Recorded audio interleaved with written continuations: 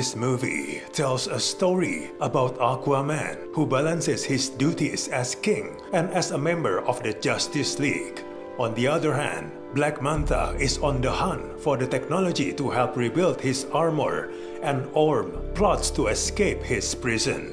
First of all, Jason Momoa still proves that he remains the right choice for this role. His chemistry with Patrick Wilson is decent, and probably the best part of this sequel. It's quite entertaining to see the star power of both ping off each other. Unfortunately, it doesn't last long. Opportunities for them to comically bounce off one another are too rare, as most of their dialogue consists of wordy exposition and explaining lore that's never once compelling. This movie has little to offer in the way of entertainment. The story is so trite it's difficult to describe, as it sinks under the weight of its own lack of originality. The basic plotting is once again the standard issue revenge story, a scavenger hunt of sorts, and the ancient villain for a series of routine action sequences. The plot has been done repeatedly, and no amount of amusing self-awareness from the characters can wash away this cardinal sin. It's an absolute mess of a plot, further diminished by insipid protagonists and rage-blinded antagonists, driven less by a sense of having been wrong and more by a supernatural possession by a demonic spirit.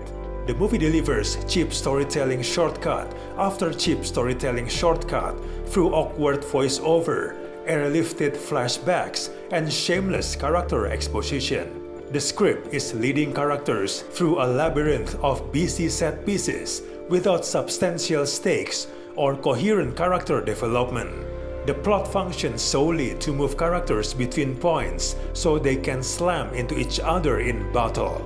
Engaging locations and countless monsters manage to build interest at first, but it's not long before the humdrum story begins to weigh heavily on the actual entertainment value. Rather than building up the creativity of the various undersea worlds, the flat explanations and contrived weapons only work to tear them down. The movie is really hurried in its approach to scenes. It doesn't allow the film to find any gear other than hustle. It never takes a beat to let anything settle in. There's no suspense, no majesty, and no wonder. Even the commentary on the environment doesn't inspire much amusement, as there's a feeble attempt to address the climate change and global warming issues. There are ways to bring attention to the crisis of climate change, and then there's using it as a cheap plot device, just like this movie.